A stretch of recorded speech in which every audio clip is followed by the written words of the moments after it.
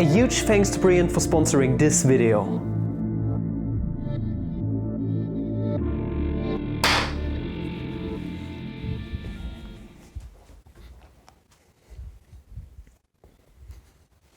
Good morning, fellow aloe vera. That's my aloe vera plant.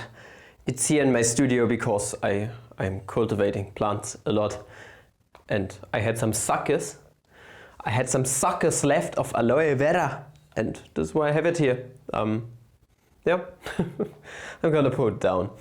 So today, a really fun one. It's from the fellow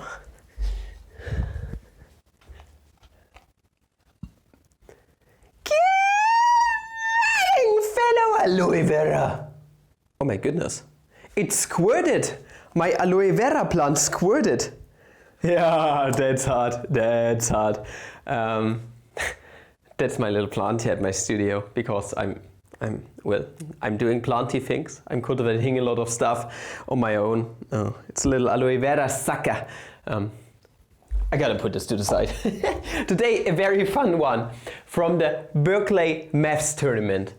2020, I believe it is, and it has been, yes, I know it has been covered a lot here on YouTube, but I'm hopefully gonna add a little twist to it because I'm gonna solve this one using a well-known method, but my way. This is, I think, an approach that I haven't seen on YouTube yet, and I hope it's gonna be a fun video. Try it out for yourself. This one might seem deceivingly easy, but it's actually rather tricky. It's not hard. But if you approach it from the wrong glory hole, you're gonna get fucked in the ass really hard. So be careful when dealing with this integral.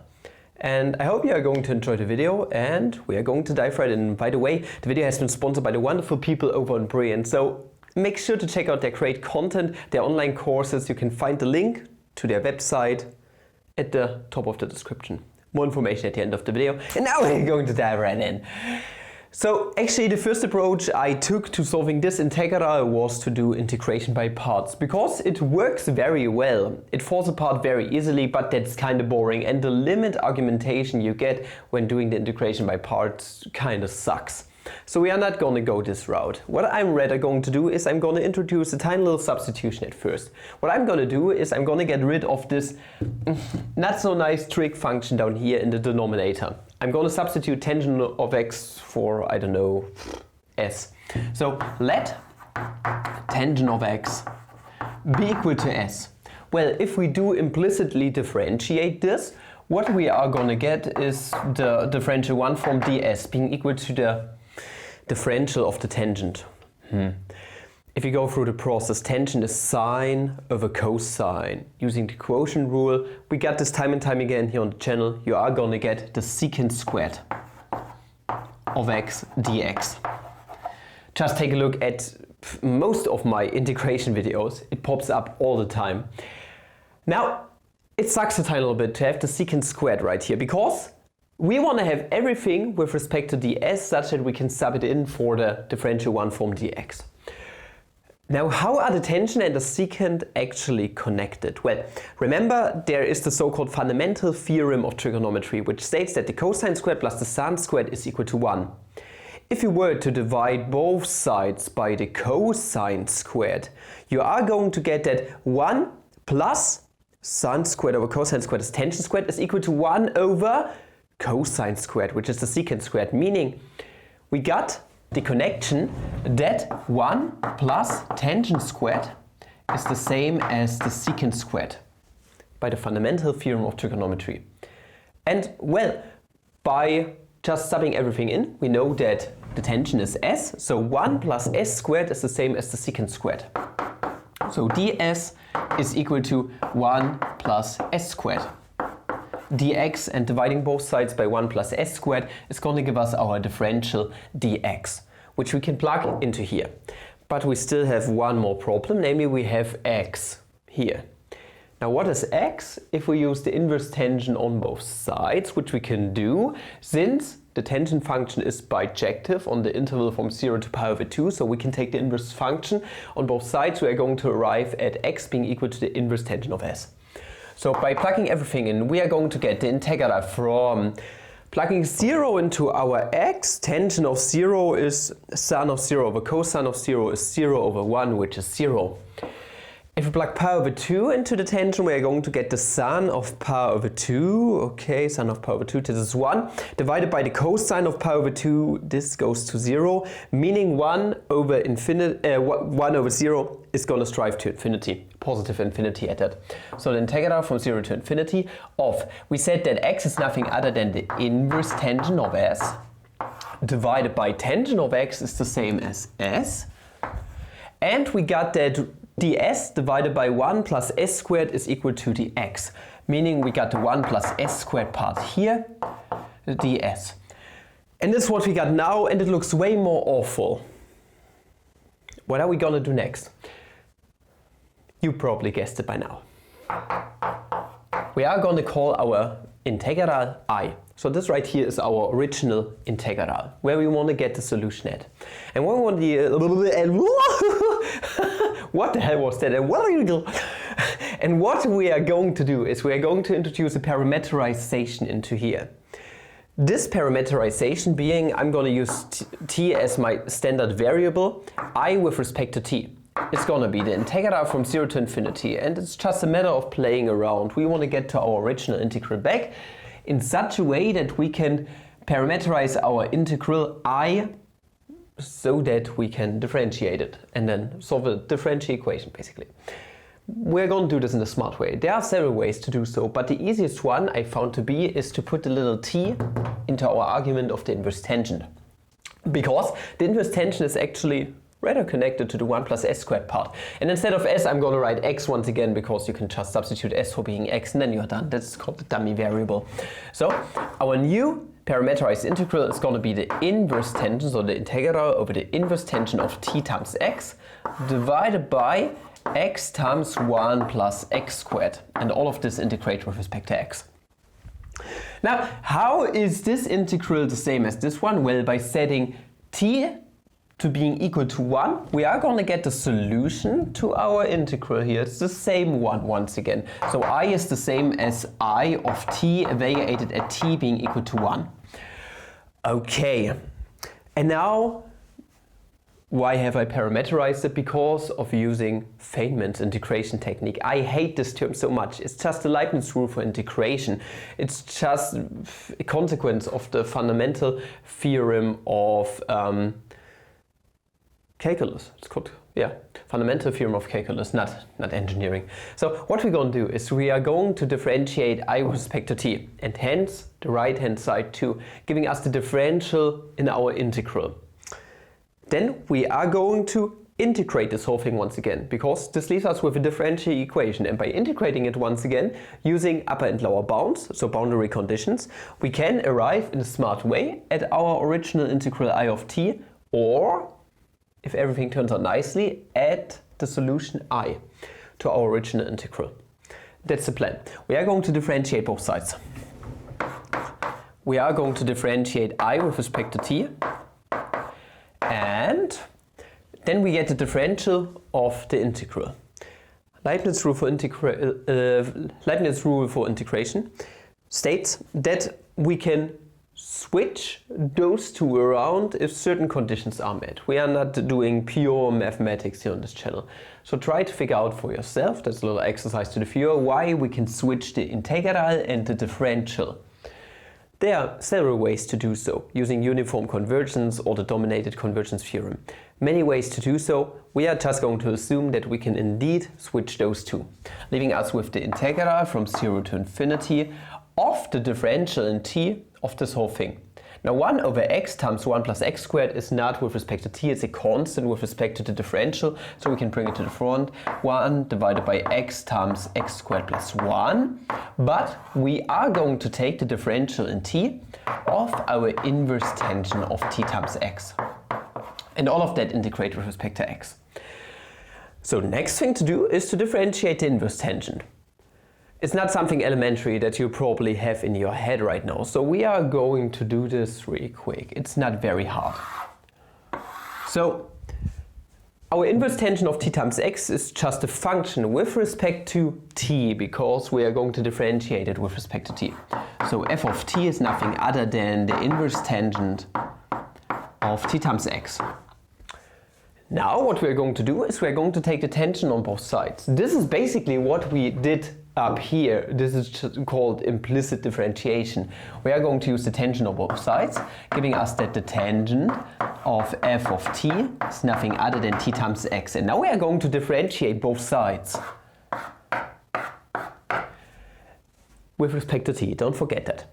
Now, if we differentiate t times x with respect to t, we are going to get a good old x on this side. On the right hand side though, if we differentiate tangent of f of t with respect to t, we have to use the chain rule. At first, the outer derivative, the derivative of the tangent, we talked about this before, it's the secant squared. So secant squared of f of t times the derivative of f of t. This is what we are looking for, so that works out very nicely. So the derivative of f of t. Now the cool thing about the secant squared, we talked about this before, is that it's the same as 1 plus the tangent squared. So this whole thing right here is nothing other than 1 plus the tangent of f of t, but squared. I'm putting the squared to the outside because f of t, we know that this is the inverse tangent. Now the tangent of the inverse tangent, so function of the inverse function, is the identity, giving us just the argument in here. Meaning what this is going to turn into is that x is equal to 1 plus t times x, but squared, this is why I put the square to the outside, times f prime of t.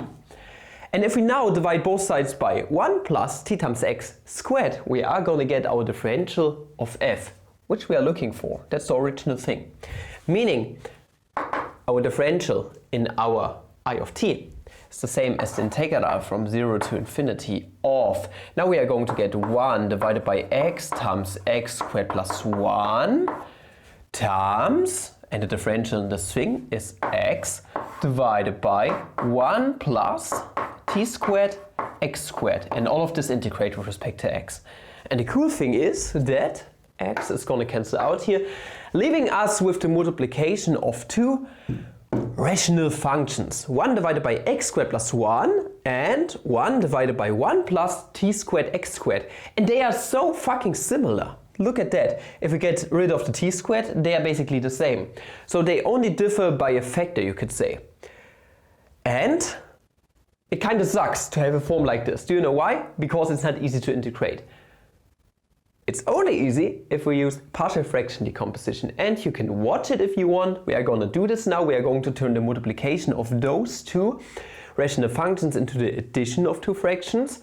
But if you don't want to watch the boring part, the partial fraction decomposition, you can just skip it. You can find the timestamp down there. Now we are going to dive right in. What we want to do is we want to turn 1 divided by 1 plus x squared times 1 plus t squared x squared into the addition of two fractions, with the denominators respectively being 1 plus x squared and 1 plus t squared x squared. Now, what we want to do in a normal case is we want to have as the ansatz two polynomials up here which are 1 degree less than the highest degree down here in the denominator. Meaning we would have something like ax plus b, where a and b are constants which you want to find out. But this is not necessary, not the part with the x. Let me explain. If we have the x over here, this just means that we are also going to cover parts of the polynomial which have x to the third power in them, or just x in them. But if we get rid of this denominator over here, we have a 0th degree polynomial here. X to the third power and x are not going to pop up there. Same thing down here, meaning they are useless, meaning our ansatz is actually going to be, you can use it, but everything's going to cancel out anyways. We are just going to use the constants a and b up here. And now we are going to multiply both sides respectively by this part. Hence, this and that is going to cancel out, leaving us with a times 1 plus t squared x squared and On the contrary, we are going to cancel out this part and this part, giving us b times 1 plus x squared. So 1 is thus equal to a, which is a times 1, plus a times t squared x squared, and plus b times 1, so b, plus b times x squared. Now we are just going to compare coefficients. It's very easy to do. So what you are going to notice is that here we have a 0th degree polynomial on this side, meaning it's just a constant, and on this side we have a 2nd degree polynomial. So we want to get rid of the x squared part. X is the unknown here. We can do anything with that, but we can get rid of all the x squares by getting the coefficients a t squared plus b to be equal to 0. So if we were to factor out the x squared here, this is going to turn into x squared times a t squared plus b. And if this is equal to 0, then obviously the squared part of our polynomial on the right hand side is going to vanish. So the first set of equations is going to be a t squared plus b is equal to 0. And our second equation is going to be that a plus b, the constant part, must be equal to 1, obviously. So a plus b is equal to 1. Meaning, on the other hand, that for example, if we want to plug our b into here, then b is equal to 1 minus a. And plugging this definition into here, we are going to get that a t squared plus 1 minus a is equal to 0. Now we can factor out the a here, giving us overall that a times t squared minus 1 plus 1 is equal to 0. Now we can subtract 1 on both sides and then divide both sides by t squared minus 1, giving us that a is equal to negative 1 divided by t squared minus 1. You could put a negative sign into here. This really wouldn't matter, but we are not going to do so because we still have to find out what b is. We know that b is equal to 1 minus a, so the minus and minus is going to cancel out. So b is going to be equal to 1 minus is positive, 1 divided by t squared minus 1. So by expanding 1 by t squared minus 1 over t squared minus 1, we are going to get that t squared minus 1 plus 1, this and that is going to cancel out, divided by t squared minus 1 is equal to b. Meaning, what is going to happen after doing the partial fraction decomposition is that we are going to turn our multiplication of fractions right here into the addition of two fractions, where we have our respective constants a and b to be negative 1 divided by t squared minus 1 and b being t squared divided by t squared minus 1. And if we now plug everything into our integral, or the differential of this integral, we are going to get that the differential of I of t is equal to the integral from 0 to infinity of, let us start with the a part, negative 1 divided by t squared minus 1, and all of this divided by 1 plus x squared. Now we are going to get plus t squared divided by t squared minus 1 divided by 1 plus t squared x squared dx. Is what we got right now. And the beautiful thing about partial fractions is that we can now make use of the linearity of the integral. What you are going to notice immediately is that we have 1 over t squared minus 1 as being a common factor. We can completely drag it to the outside, giving us 1 divided by t squared minus 1. But what else do we have now times the integral from 0 to infinity? With the first one being, okay, so we got a negative here. Let us put this behind, okay, just to get the order of, you know, subtraction is not so nice as addition, right? So we are gonna put the first part front. So we are gonna get t squared divided by 1 plus t squared x squared. T squared is just a constant, so let's bring it to the outside. So t squared times dx divided by 1 plus t squared x squared. And now minus the integral from 0 to infinity of dx divided by 1 plus x squared.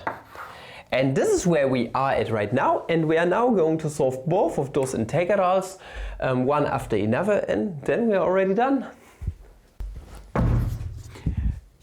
Now, we are going to start off with the right one, because so easy. It was one of the first things I ever covered here on this channel, back in the days when I still did German videos, how to solve this integral. But you don't even need this for reference because we already solved it for ourselves before. Take a look at the first substitution we did. It's just the same thing backwards. If we were to use the inverse tangent on both sides, we are going to get that x is the inverse tangent of s. Now if we were to differentiate all of this implicitly, we are going to arrive that the differential of the inverse tangent is 1 over 1 plus s squared. Now if we integrate the differential of the inverse tangent, we are going to get the inverse tangent out. So integrating this thing right here, which is the same as this. This is just the inverse tangent, but evaluated from 0 to infinity. So the inverse tangent of x from 0 to infinity. Think back to the tangent. Tangent of 0 was 0, so the inverse tangent of 0 is also 0. And when did the tangent go to infinity? When x was pi over 2. So the inverse tangent of infinity is just pi over 2. Yay! Already done with this one. That was easy. And this right here is the very same one. We just need to introduce a very small, just a small substitution. Let t times x be equal to u. Now why t times x? Because we can factor out the squared right here by using the exponentiation rules.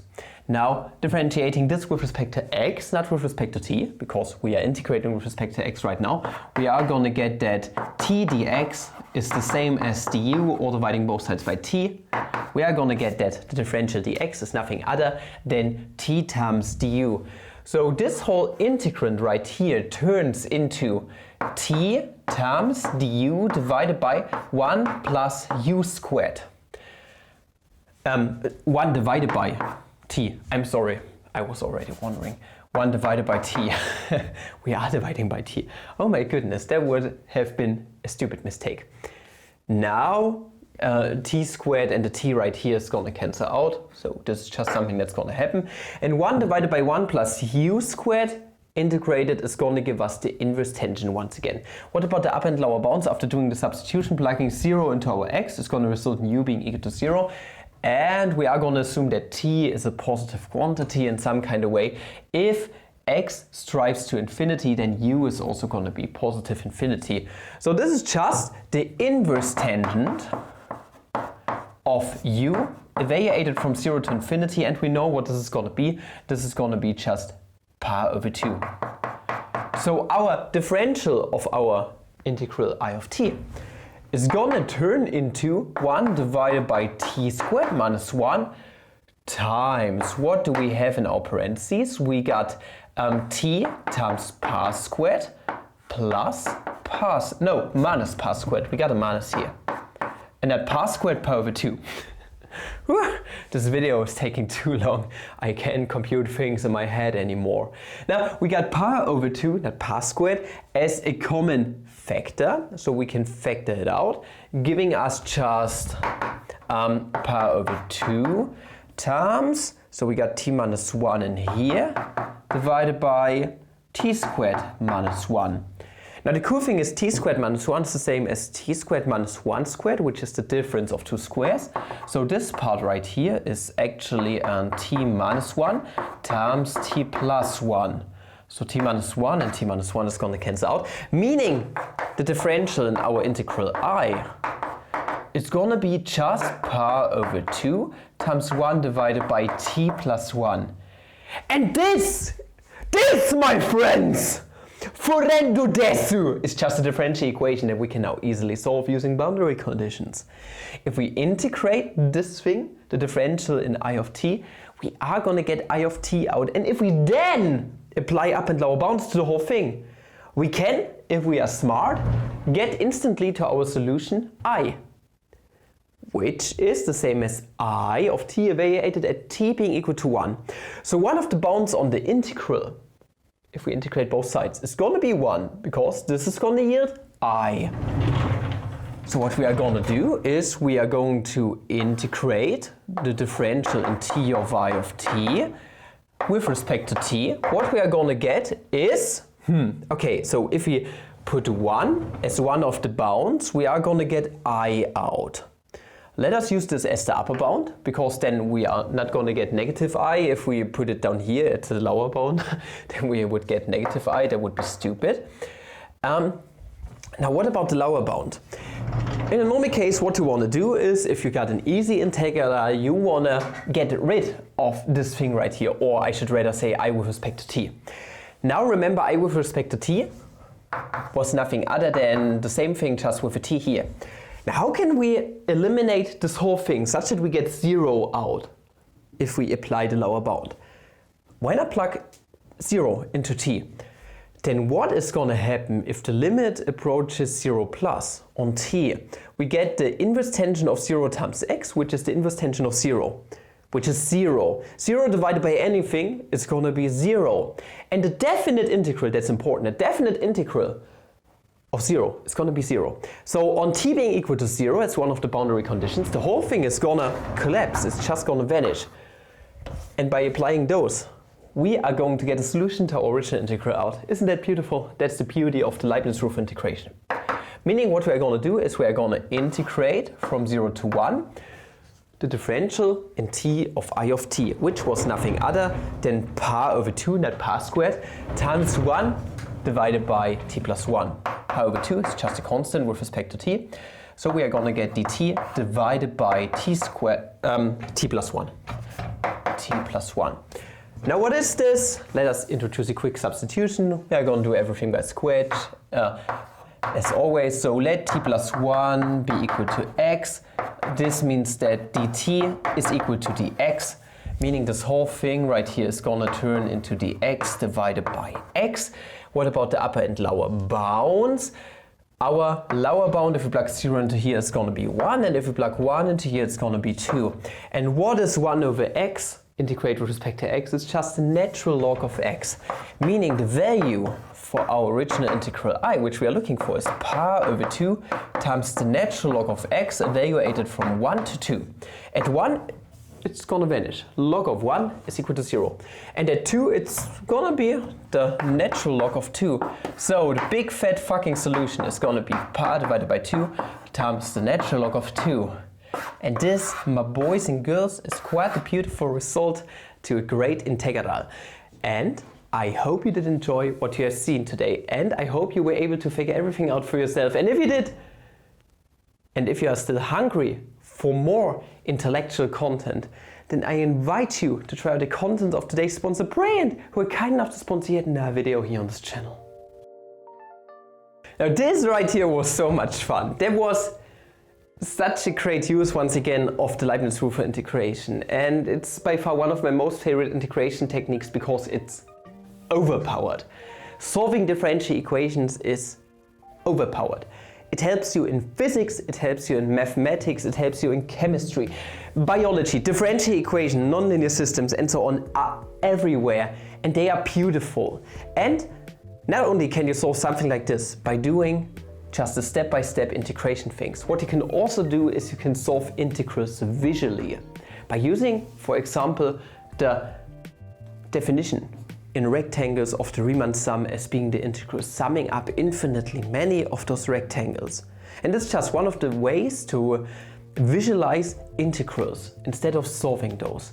And Brilliant can help you achieve learning mathematics, physics and all the other STEM things in a visual kind of manner. Now Brilliant is your source for some of the best online learning content that you can find out there on the internet. Doesn't matter if you want to learn something about mathematics, physics, computer sciences, chemistry and so on. Brilliant got you covered. Doesn't matter if you're new in the STEM field or if you are a major like I am, a teacher, someone who is teaching students at a university. Everyone can benefit from the services that Brilliant is offering. And you should try it out for yourself to really get the hang of it. But let me explain a bit more what Brilliant is all about. Brilliant just does a really good job at showing you the abstract side of mathematics and physics in a very, very tangible way by making use of the great graphics that you can play around with and that you can use to your hard content such that you get a better understanding of the topic at hand. And this is what Brilliant is basically all about. Learning by doing, by making use of visuals. And if you don't trust me, if you think, nah, that's not true, Flammy. Or you think, do you think that's a really effective learning method? Try it out for yourself. I give it to you. 30-day free trial. Link down there at the top of the description, brilliant.org/FembleMaths. Seriously, try it out for yourself. Just check it out and see if it's something for you. And if this feels like it's seriously something for you, you got your 30 days over there and you feel like, man, I want more. I seriously need Brilliant right now in my life because I am just so thirsty for learning new things. Then you can make use of the link, like seriously, getting 20% off an annual premium subscription. But only with my link down there. So check it out and support the channel this way. It's seriously worth it. I just love Brilliant. And yeah, other than that, I hope you did enjoy this video because I certainly did. It's a great topic. It was a great integral and it was really fun to do. And don't forget to subscribe to Flammy's What, my other channel. And up until the next video, I'm wishing you guys an aloe vera day. Smells like nothing, honestly. I mean, it's an aloe vera. See ya.